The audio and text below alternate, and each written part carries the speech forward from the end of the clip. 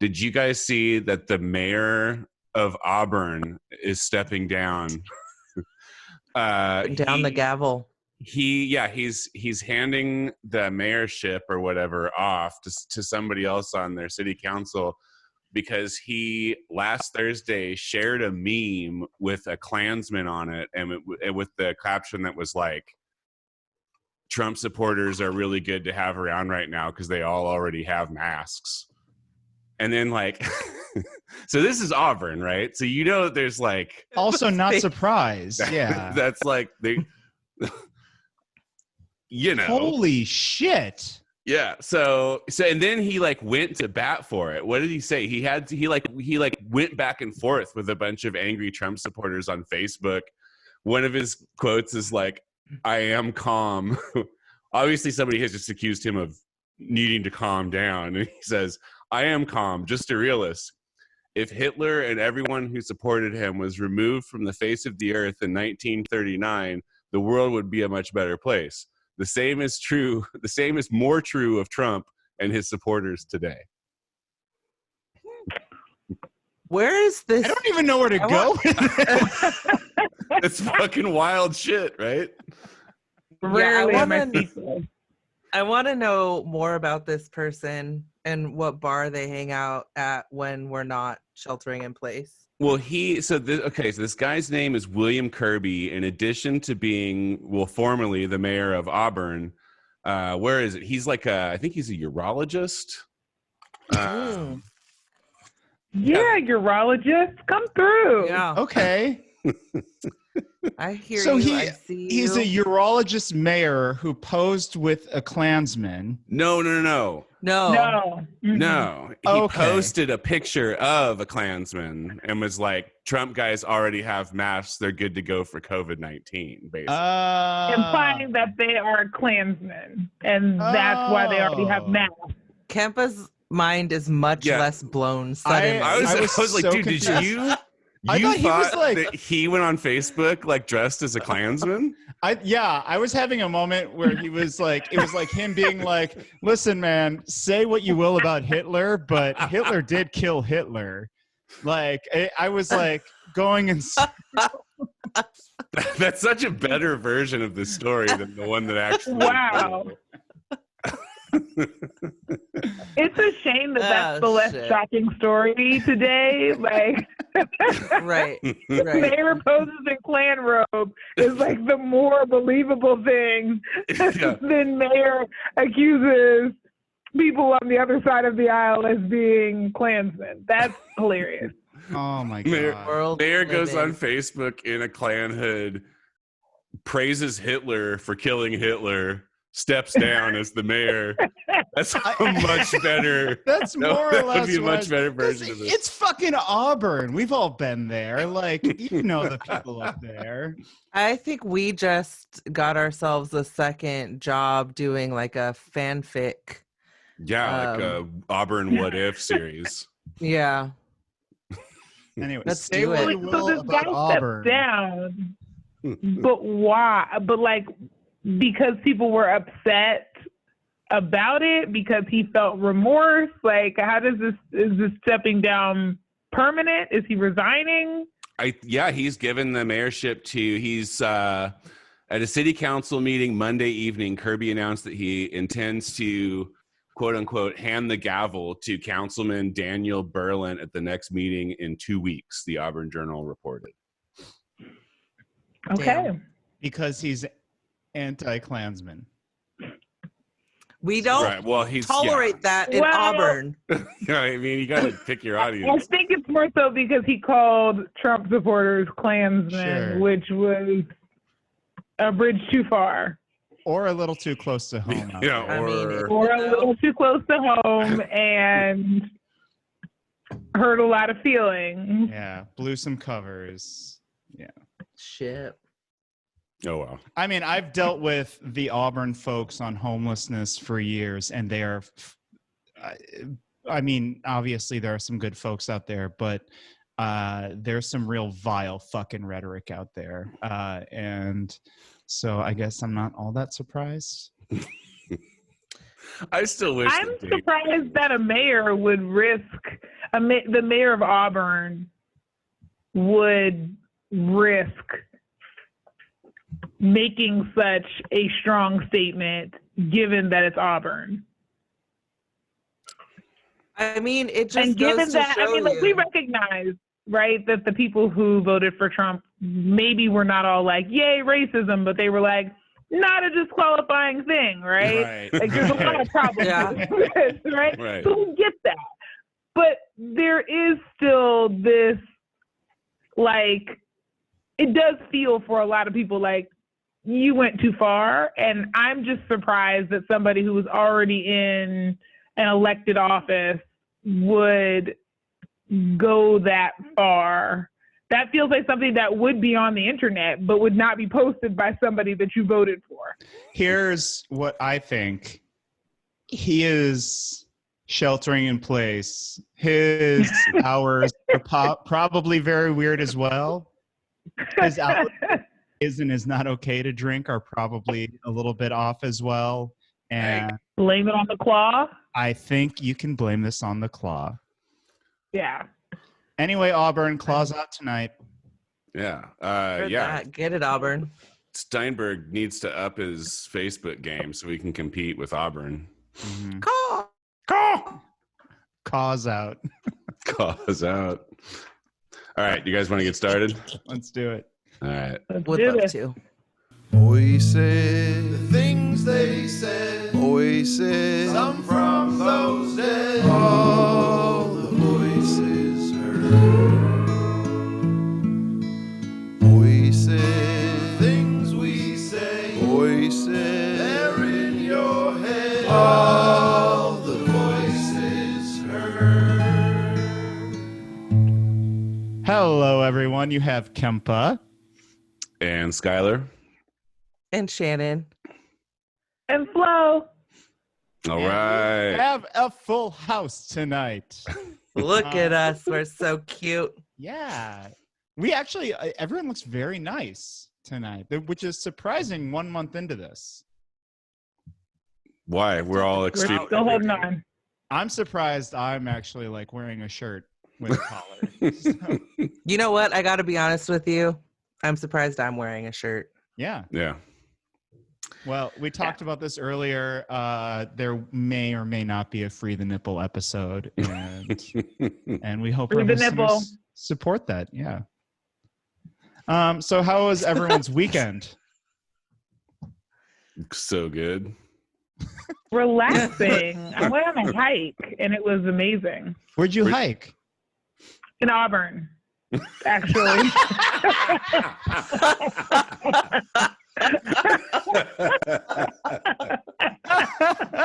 I know. Did you notice any weird masks while you were up there? Were people wearing any weird masks? I did not. But yeah.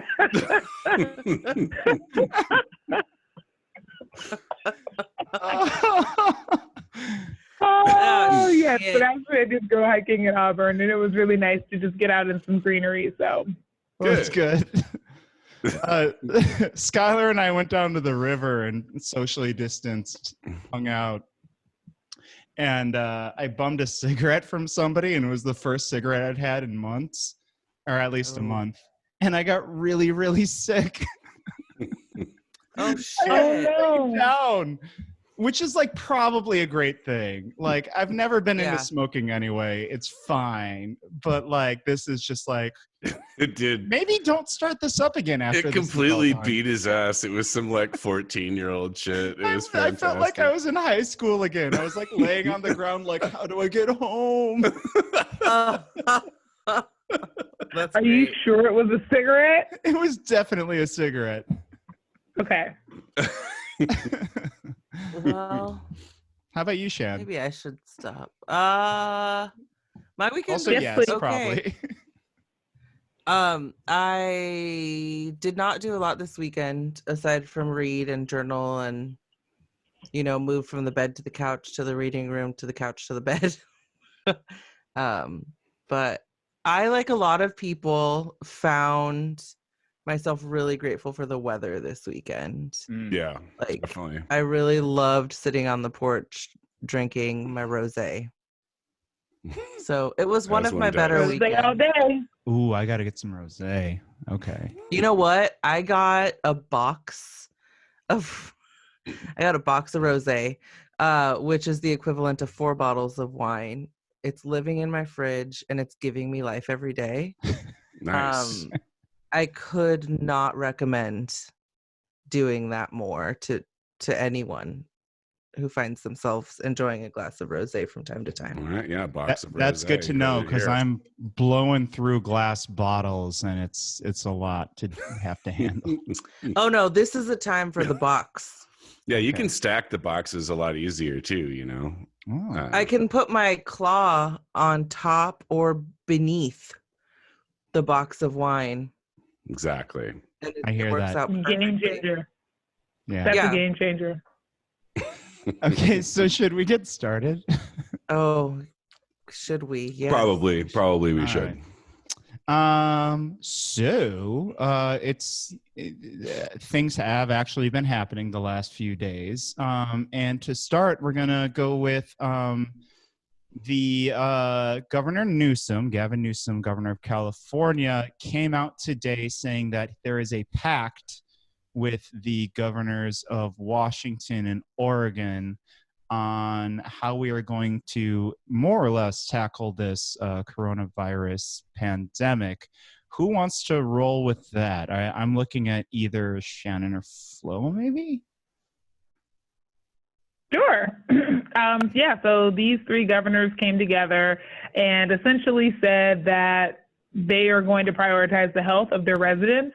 And since, you know, a virus does not know any borders, it makes a lot of sense for these 3 states that are closely aligned geographically as well as politically to come together and make some agreements about what this will look like. And so they're each going to have their own state plans, as is usually the case for how these things are handled just because of how many systems are inside the state. But their very first statement was, we are going to prioritize the health over politics in this case, which I think was direct messaging to, you know, our federal administration saying, we're not going to make a rush to take people back to work if we don't think it's in the best interest of protecting people from this virus, and that they are going to work, they're committing to really work closely together. They brought up vulnerable populations in particular that are at, you know, pretty high risk of being severely impacted. And they also talked about making sure that those who become sick are going to have adequate protections, making sure that they're going to share resources between the states in terms of supplying our hospitals and healthcare facilities, and then also making sure that the general public is you know, kept abreast of the measures that they're taking and when certain recommendations or restrictions are going to be lifted. So why is this meaningful? And it sounds like, yeah, you as a public health expert are the person once again to ask. Well, this is meaningful for a couple of reasons, and I should also mention that there are several states on the West Coast that are on the East Coast that have done the same thing as these 3 states on the West Coast in working together. But this is really meaningful for a couple of reasons. One, it gives just some additional political leverage to be able to say, you know, it's one thing if Oregon decides to open itself up before California does, or, you know, the states around you are kind of wishy-washy. It just changes people's general feeling about whether or not this should be taken seriously. And how closely they should adhere. And remember, right now, while all of these orders are out, ultimately it's up to us to actually practice the things that we're being asked to. And so it inspires a level of confidence that this isn't being done for no reason and that the sacrifices are worthwhile. It also means that they are going to be, you know, communicating more closely with one another to be able to say, should we or shouldn't we?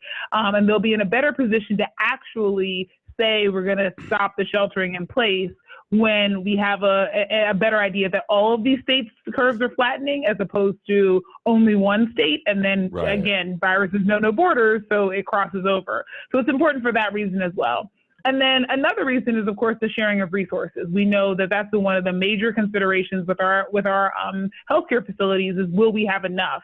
And by saying that there's going to be a commitment to really doing some what I'm assuming will be hotspot analyses of where is the virus spreading most quickly? How can we do some contact tracing? How can we get our testing facilities up and running to make sure that we're testing in those areas will allow us to be able to better understand where we are on the curve and also better predict what's going to come next.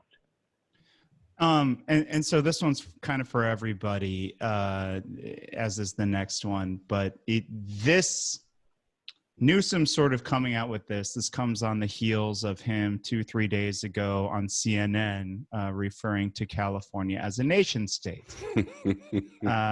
And he's getting everybody all riled up, man. He is a little bit. Well, there's also this element that the reason that the Pacific Coast states and the eastern states are coming together and saying, hey, we're going to have this sort of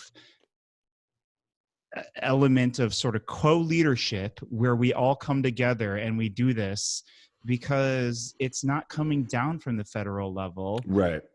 They've got like 5 or 6 states that are doing this on the East Coast, right? 6, I believe. Yes. Yeah. They just added Massachusetts, which includes, I believe, Massachusetts has a Republican governor. So that it makes it now makes it a little bit bipartisan, right? Right. So there is an element of, I guess there's mildly a subversive element to this, although not mildly. Sure. Massachusetts is still a blue state, like with a red governor that, Mitt Romney was also governor of Massachusetts and passed what we now have as Obamacare, right? So like it's still very not quite the Republican Party that's on board with this. Sure. And like I'm saying, I guess all of this is subversive, but it also is, one could argue, not because they have to do this. If you are trying to protect your population, you have to do this. So to what degree do we think this is a subversive act? Where California, Newsom strutting around on his press conference today saying like, well, we are the 5th largest economy in the world. We are the most diverse state and the most diverse country in the world. So, we are allowed to call ourselves that. To what degree is this subversive, and to what degree is this something that it's a necessity, something we have to do? I mean, I think I have to imagine that it is a necessity to a degree, right? If you've got the federal government that's just like a fucking clown show, there's no leadership coming out of the federal government right now. And I get this makes sense to me as a natural progression of things, because it really has just sort of been left to various states to fend for themselves because they're getting absolutely nothing from the feds, right? Like in terms of any kind of guidance or leadership or organization or anything like that. So it makes sense that the states would kind of start to band together. Because what is the statistic that I read about this I did not previously know was that Washington, Oregon, and California are responsible for like 1/6 of the American population or something. Yes. Like we are a lot of the country. It does make sense there. Flo, I have a question for you. So is that Simi? Yes. Flo's favorite Losing dog. his mind about something. My favorite dog. I love him. I don't want the ASPCA people coming after me, so I love my dog. We'll leave it at that. We won't talk about the time you left him at Starbucks. Listen. So obviously, like the idea. Legit mistake, okay? I forgot, okay? It happens to everybody. Not like you're a sociopath. But whereas I'd be crying if I did that to my dog, you were laughing. I thought it was hilarious. I still think it's hilarious. It was only like 25 minutes away in Gold River. He was fine. He was fine. He was totally fine. He was totally fine. Anyway, where were we? Skylar had a thought. So I'm trying to ask Flo about, like, I get it from the standpoint of the fact that we're in the same kind of geographical area, but how effective can it be if there's like a bunch of states to our east that are not part of this thing? Like, what about like Nevada and Arizona, and does that factor in to something like this? And do you think that we'll see people kind of bringing those states in as we go? So that's why I say, I think we have to be really honest about how political this is. In the same way that when it comes to, the fight between the city and the county, we have to account for the fact that both Phil Thurna and, Mayor Steinberg want to run for Doris Matsui's seat. We also have to consider the fact that Gavin Newsom wants to be president. And so while I think he is doing a lot of the right things in terms of trying to guide the state of California to manage a pandemic, I also everybody knows this is his catastrophe that if he manages well, he will get national, attention for, and he 100%. Comes across looking very presidential. So as much as, yes, it's helpful to have these three states align and then to have your East Coast contingent do the same thing, you're absolutely right. Like, we share borders with other states. And, if the airports open up in any way, direct borders don't really matter that much, right? So there's an element of this that is posturing. I still think it's important posturing. I still think it's helpful for these states to coordinate with one another. And I think they're largely in agreement in terms of leadership, which is why they've come together to this agreement. I don't know Nevada's, sort of health landscape quite as well. So I can't speak to whether or not they would be on board, but I know their leadership tends to be more in alignment with the Trump administration. And so this is going to be seen as giving a big fat middle finger to the Trump administration and saying we're going to do this on our own. And so I think some places, even if they agree substantively with this, may not be on board with joining forces because of what it means politically. Yeah. I do think Nevada has recently turned blue, at least in its legislature, and I think it actually might be a majority women now. So we might be able to get them into this group.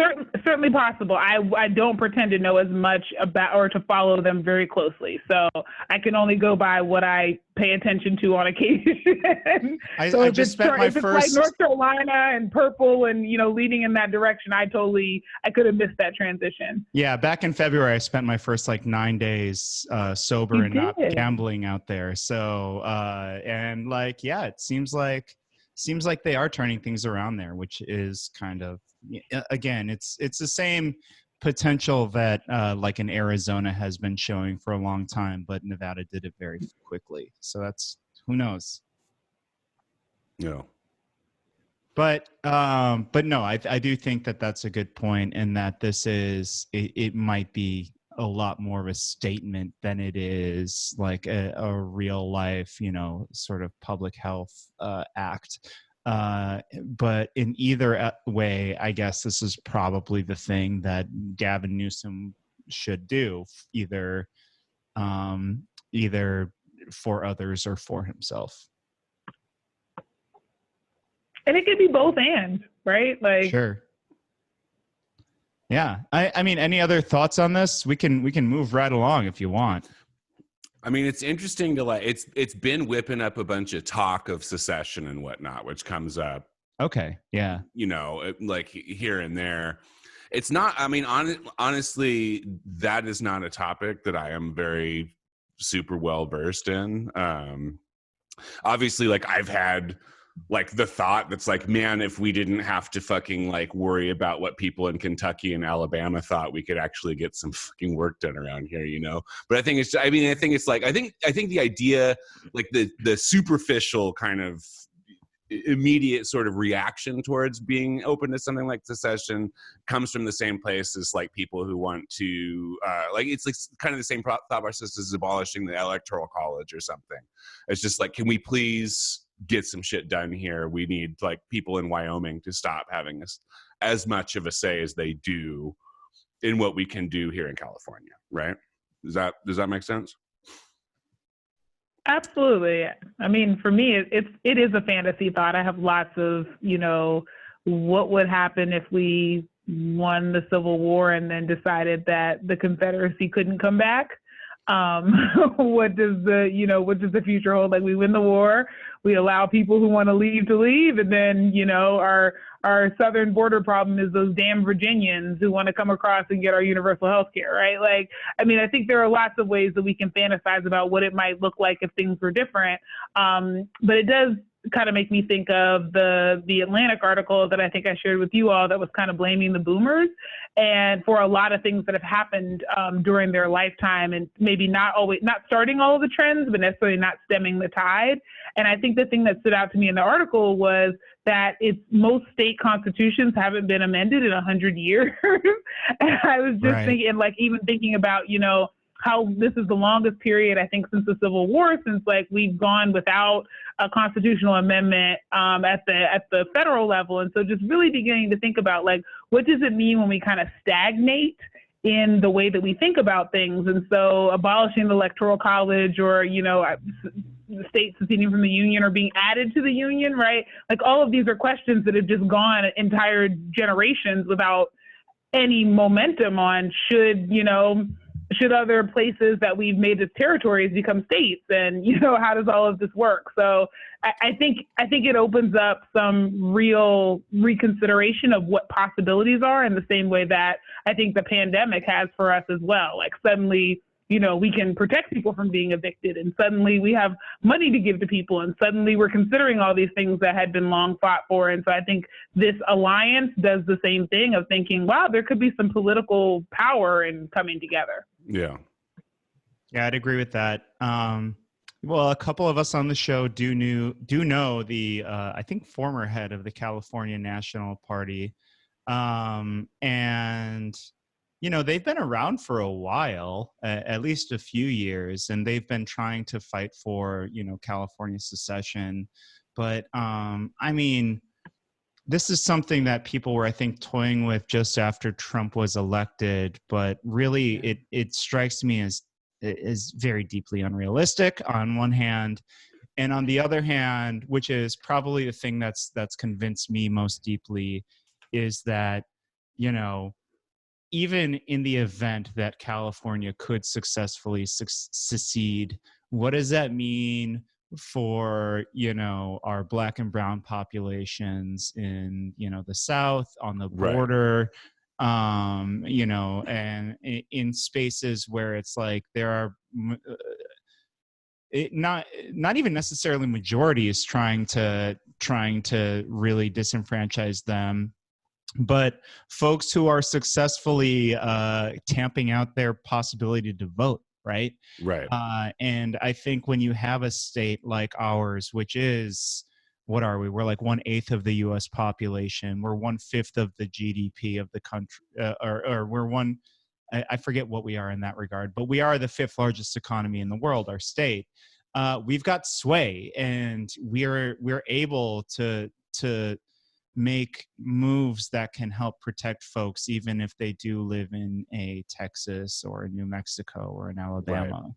Well, and we contribute 15% of the federal budget. Yeah. So, like, you know, I think when people begin to think about secession, it's not so much like, are we really going to do it? It's, if California decides to make certain moves, that could have a really big impact on the rest of the country. Right. And that is the argument against it, right? I mean, I like floated something out online today just to like see what my leftist friends would say about it. And overwhelmingly, the pushback to the idea of secession is that there's like working class people who need help all over the country.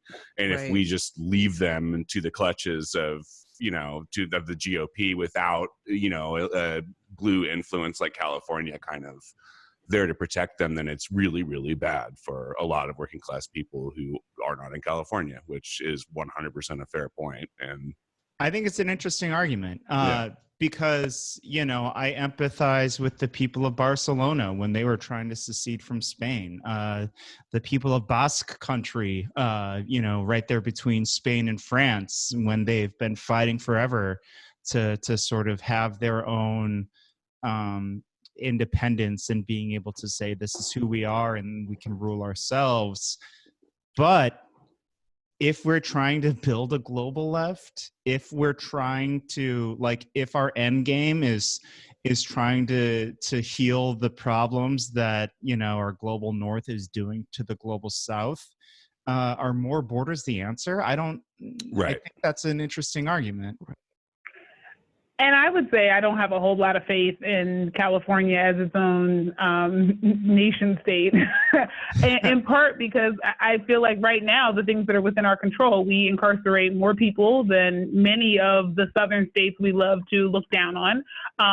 Our racism operates just as fiercely. We have police departments that are known for over-policing our Black and brown communities right here. We have, we declared ourselves a sanctuary state, but we don't do that very well. We've not addressed homelessness very well. And so, like, there are some things that I'm just like, we could also get our, do the most we could with our existing power before we start talking about divesting from a country that's not, in some ways, much better than what we're doing right now. Right.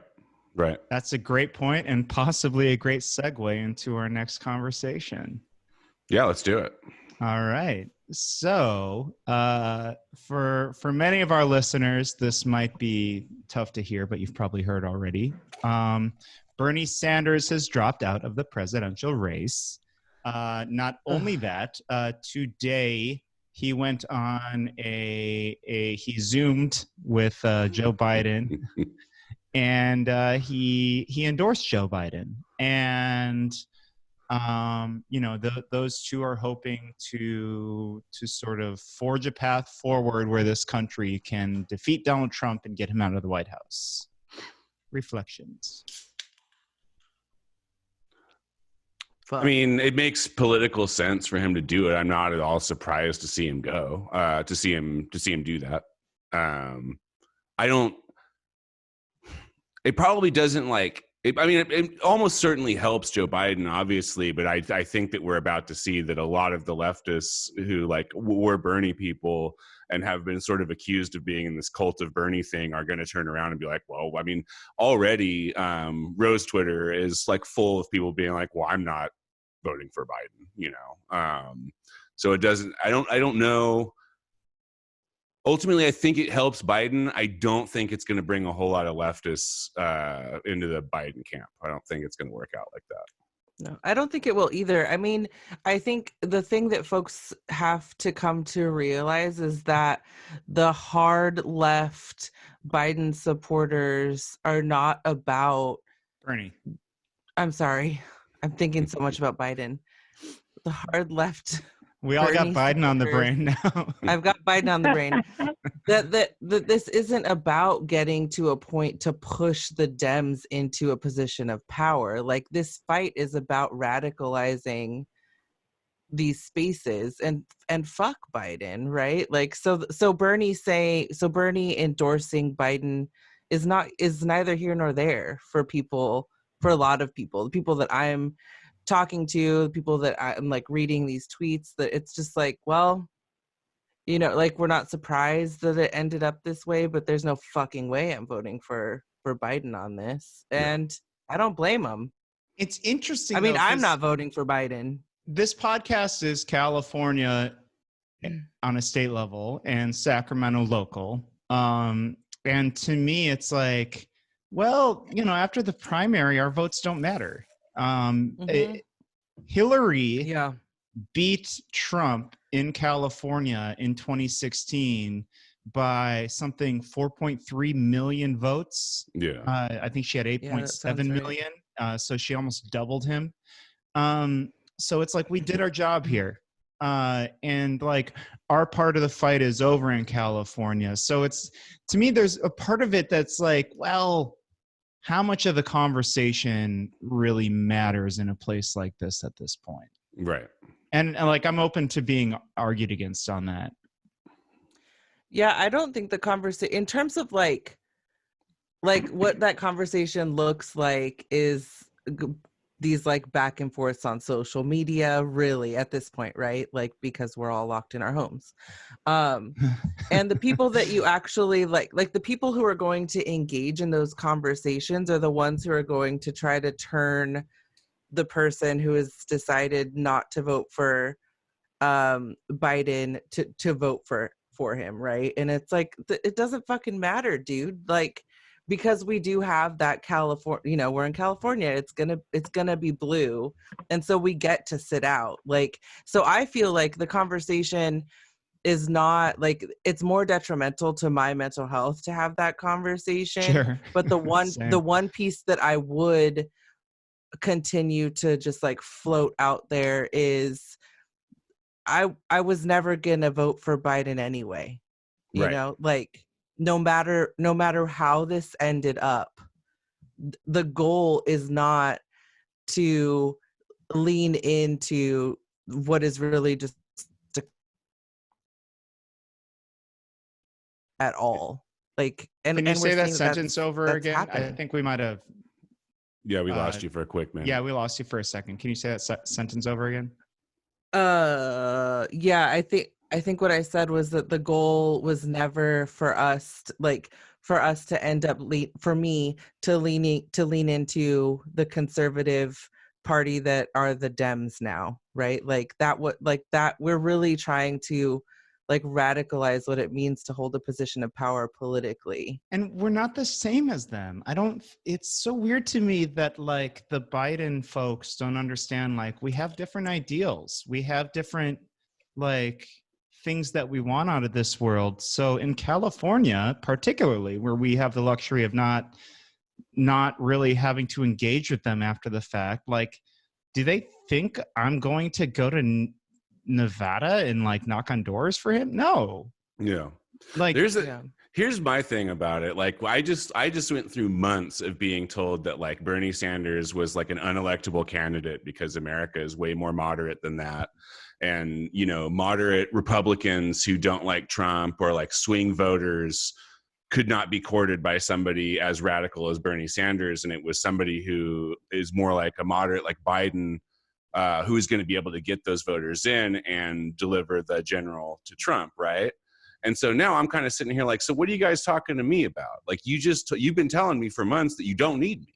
Yeah, right? you want to court the centrists. So go get the moderate Republicans to vote for your guy. Like that's what we've been talking about for months now, right? Why are you even talking to me?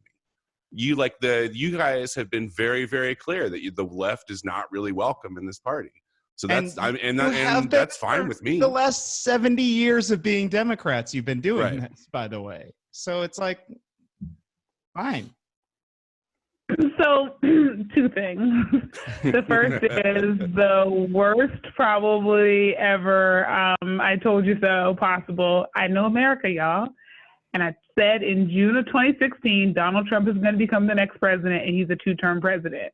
Yeah. And I have thus far never seen anything that has taken me away from believing that, as much as I would love to be wrong. Like, when Dave was really excited about it, he was like, I think he has a chance. I was like, Dave, there's never been a time in my life that I've wanted to be wrong more than I've been wanted to be wrong about this. Like, I would take great pleasure in being wrong, but I don't think I am. At what point was this? This was like early last year, maybe like early fall. Oh, sure. Yeah. Yeah. Well, and you were really excited, and you were like, I think there's a chance, and I think there's a path. And I was like, this is our moonshot. This was our moonshot. Definitely. Right. Yeah. Like, I really, like, I'm in this saying what I think, but I'm really hoping that I owe you like, 70 beers because you get this right. Right. Like, I really was. Oh, yes. But let's go back 4 years. Can I interrupt you to just mention to everybody that I owe you about 70 beers because we have an Iranian friend, and he was terrified that Trump was going to become president in 2016. And I said, there's no fucking way that's going to happen. And you were kind of like, I don't know, man, like this is a really racist place. And like, I was like, guys, come on. Like, I don't think this is going to happen. And I was fucking wrong. So like, Flo, you've got your, well, she's got the credibility. I gave you 12 White Claws. So I owe you 58 now. Never pay for that. Those White Claws are not for that, because I didn't want to be wrong. I didn't want to be right. And I mean, it was also a matter of the math, right? Like, I was just kind of doing the math on like the Electoral College does not take advantage of the fact that we have lots of folks who live in the coast who are not adequately represented. And so I also knew that that's where our population growth is happening. But I think what you all have been talking about is a really interesting place that I have been for probably the last 6 or 7 years, which is that I really don't like this two-party system. And so I am really hoping, I think my ideal number, and I don't know where I get this from, is 5. I'd love to have 5 major parties in the country that could actually duke it out. I'd especially like to have 5 major parties in the state of California, because now that we're a supermajority Democrat, it's hard to be able to distinguish between the mod squad and the more progressive, and because everybody gets to operate under the same banner. And so you're constantly being pulled together under this party unity platform that often means that the moderates kind of end up winning, or the more conservative folks end up winning, and the progressives never do. And I think we actually have the numbers. So I think what we've seen play out in this election, which is that people have sort of said, you folks on, far to the left don't matter, has played out exactly how we expect, which is that we're courting the centrists. But if we had 5 parties, they couldn't play that game as well. So I'm hoping, my silver lining in having to live under 8 years of Trump, provided that we all make it through COVID-19, and that's a really serious concern, is that we end up having a rise, at least at the local level, of some other parties that are coming together and are gaining steam, and more people. And I know, Dave, you've been following the numbers of people who registered no party preference or American Independent and some other ones. And I'm really hoping that other parties will gain some steam, at least at the local level, and then rise up to a national level. So let me talk about that a little bit, because it's not just determined by the will of the people, it's also determined by the political system that a country or a state or any given sort of, collective body that says, hey, we are a people has. And it's called Duverger's law, right? Or Duverger's law, I don't know how you pronounce it. But the idea is that the political system a state has will determine the number of parties that can survive in that system. And the US is uniquely built to have a 2-party system. We are a first past the post voting system. So effectively it's, we have an election, and it doesn't matter. We have primaries by party. So like every party gets a person, and then we have an election, and it doesn't matter the percentage that the winner has. So there could be a Republican, a Democrat, a Green, a socialist, PSL person. And we'll say the Green and the PSL each get 10% of the vote. And the Democrat gets what, like 35? No, let's say they each get 15%. The Democrat gets like, let's say 35%. So now we're up to 65%. No, the Democrat gets 34%, and the Republican gets 36%. Right? This was hard math. Sorry. This is real extreme. Okay. But that person with 36% of the vote wins the office, even though they didn't get a majority. They got a plurality at 36%, right? But didn't California change that? California did, yes. So the U.S. first of all, our presidential system is entirely fucked. And you literally have to go 2-party for that, or else that's just the problem, which is why a socialist like Bernie has to be like, oh, I'm a Democrat for the moment. Right. And when Democrats get pissy about that, just tell them yeah, sorry, this is literally political theory. They have to go within your party, or else your party's fucked if they go 3rd party. So it's one or the other. Right. But here in California, we switched the law in 2010. So now we have what's called a jungle primary. And in the jungle primary, you can have 4 Democrats, 3 Republicans, 2 Greens, 2 Libertarians, 1 American Independent Party, whatever. And the top 2 people to come out of that primary go head to head in the general, no matter what. And this has had a very fascinating effect. I've been trying to write this in national orgs for a while, and they're always like, that's really interesting, but we're just like, we don't believe you yet. But effectively, like, we now have a system where a third party can like come through in a lot of these different spaces. Where it's begun, it's only been 10 years, so it's a very small sample size.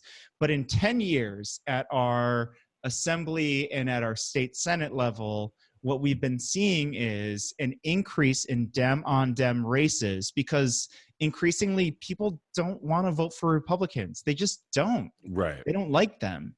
And not only that, young folks don't. And not only that, people of color definitely don't. And California just really drives all of that home more and more and more. So now the Republican Party is dying to a degree, especially in this jungle primary system, where they're like, well, we can't even be promised that we're going to have a person in the general, so we're not going to throw money into, the National Republicans will not throw money into the primary.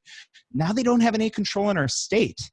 So the best control that they have, their business interests, their interests of capital, right? Their oil folks, their whatever, they go to the business Democrats.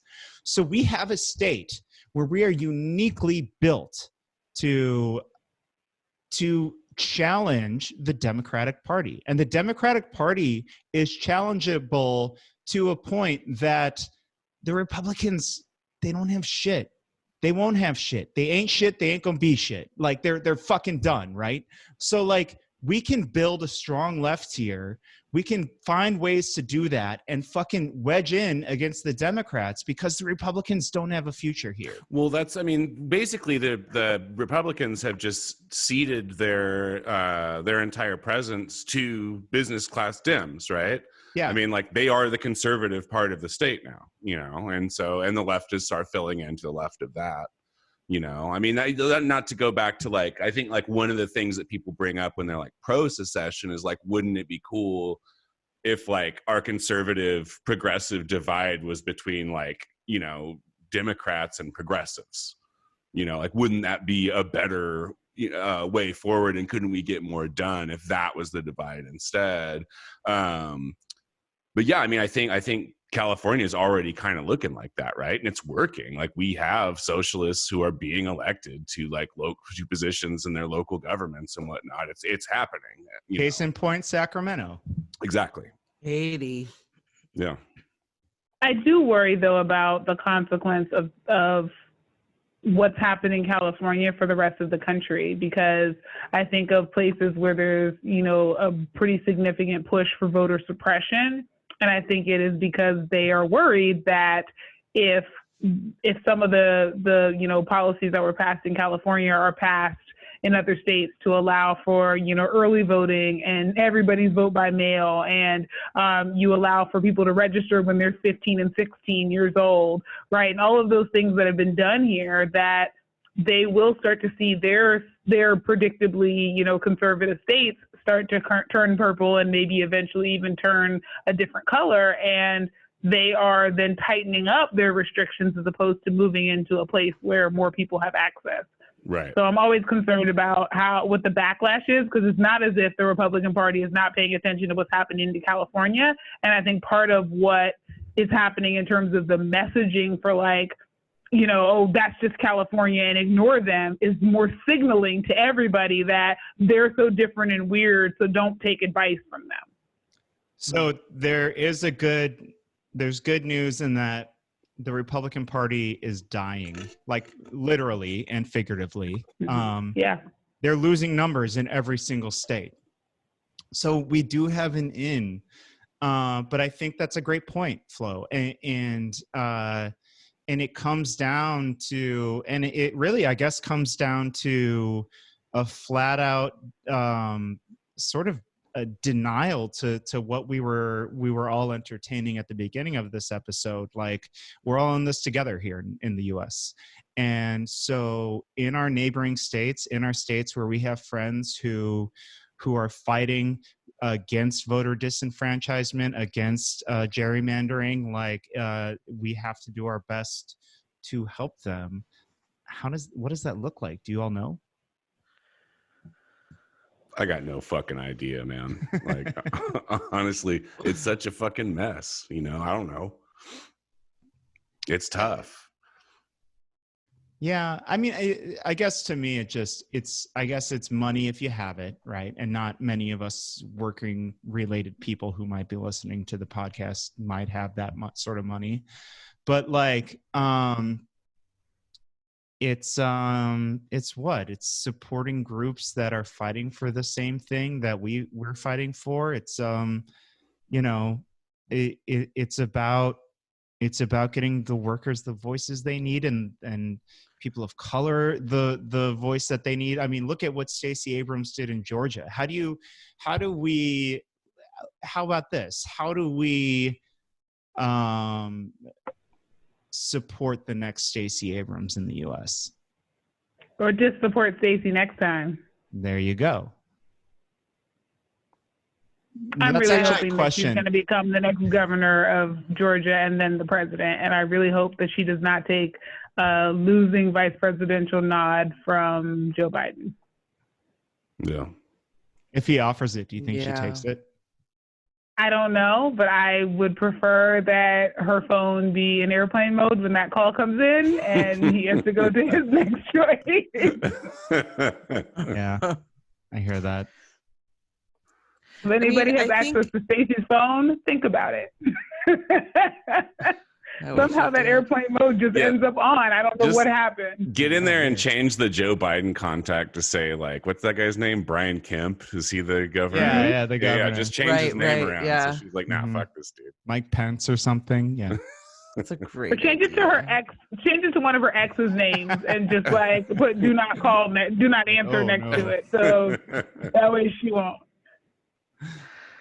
I think that, you know, we have found ourselves in a space where, like, politically there's just been so much, right? Like there's always something that's taking our time or our energy to sort of, like, you know, pull in that information. I wonder, like, I'm 100% like, we are living through a crisis right now, so, like, take care of yourself in the best way that you know how.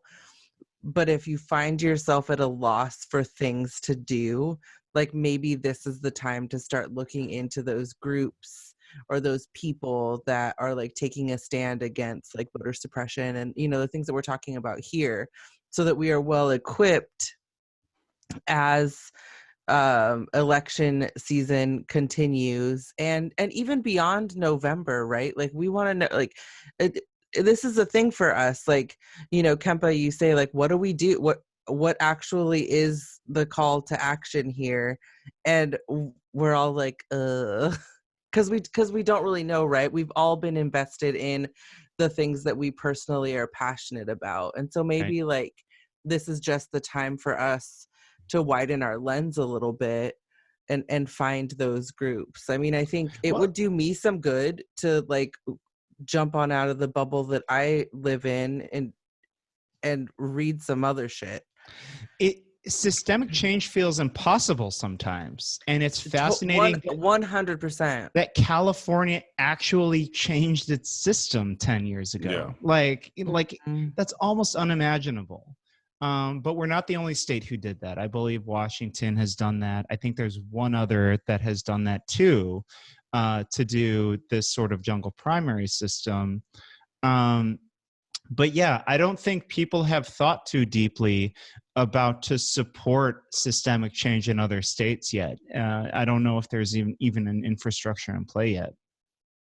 But I think also it happens when people aren't thinking. Like, California was still seen as a very much bipartisan state at the time. Mhm. And so I don't think it would have passed if anybody saw the handwriting on the wall. But they were like, we just had Schwarzenegger, like, you know, Ronald Reagan is still our national treasure. Like, California is anybody's game right now, right? Like, that nobody was thinking that California was going to look the way it does in 2020 in terms of the political landscape. So I think that's why it passed. Well, it's interesting too, because they thought that this would be a success for centrists, that this law would help centralize and sort of moderate the California that we had at the time. But I'm maybe not in, like, people have argued against me both in the labor side and the Republican side, but like from what I'm seeing, the fucking Republican Party's done here. And there's no reason to put money in them for the National Republican Party because there's no promise that you're going to have somebody in the general. So like, we literally are leaving an opening for somebody to flank the Democrats on the left in a way that we did not think possible. Neither the Republicans nor the socialists back then thought possible. But this is, I think, to the socialists, to their favor. I think they can definitely benefit from this. Yeah. I agree. The one thing I was going to say in terms of call to action is I know Stacey Abrams, speaking of her earlier, she spearheads the Fair Fight voter registration and voter rights effort. Right. And so it would be really worthwhile to look into her work that she was doing even prior to her run for governor, and certainly is still doing in terms of really trying to make sure that elections in Georgia and other states are done fairly, and that voter laws are as permissive as possible. All right. I will be sure to link to that in the write-up tomorrow. Yeah. I feel like what this episode has done is just like give us so much to think about and like more to unpack. I like came in and was like, I'm ready. And then we started talking and I was like, I'm not ready. Like my brain just feels like I'm I'm tired, but also this is a lot. Like we just tackled a couple big issues. So I'm looking forward to recording on Thursday. Awesome. We'll see what happens. Yeah. Well, guys, I think that's a show. What do we feel good? It sounds like a show to me. All right. I feel good about it. Yay. Any brain busters for me, Skylar? Yeah, I don't know if I have told you guys yet on the show, but I am currently unemployed due to the COVID-19 thing. And what? I know. I've been spending all of my free time combing through the internet looking for this great content that I crave that's going to get me through the COVID-19 pandemic. But I'm starting to run low. And Dave, I'm glad you're here because, man, I got to tell you, I got a fever. And the only prescription is more voices content. Where can I get this prescription filled? Yeah, that's a fantastic question, and we are all over the place. So our website is voicesrivercity.com. You'll get all of our podcasts, all of our we've got all sorts of old school stuff, community voices, essays, speaking truth to power. We have our Sac Follows the Money project, where we follow how much money by realtors and other interests go to our politicians locally. We are on Instagram at Voices River City. We are on Twitter at Voices River City. We're on Facebook, Voices River City. We are on Patreon, patreon.com/Voices River City. And we're growing there, and that's really exciting. And thank you to everybody who's not only our new patrons, but our existing patrons that are just amping it up to, $7, $15, $25 a month just because you care about what we're doing. Yeah. I mean, it really, thank you a lot. It really means a lot for us to get that kind of support. It's honestly. Insane. Yeah. I sincerely love to think about it. Thank you so much. I'm thinking about it right now. How do you feel about it? I love it. I'm loving it. Oh man. So if you can't contribute, that's okay. I'll still think about you, and I'll still love to think about you. Yeah. 100%. But if you can, it can go as low as $5 a month, which is a beer at the bar that you're not drinking at anyway. So, so consider it. We are all on Twitter. I am at Kempa. I'm at Guillotine for You. That's Guillotine, the number 4 YOU. I am Shan N.D. Stevens.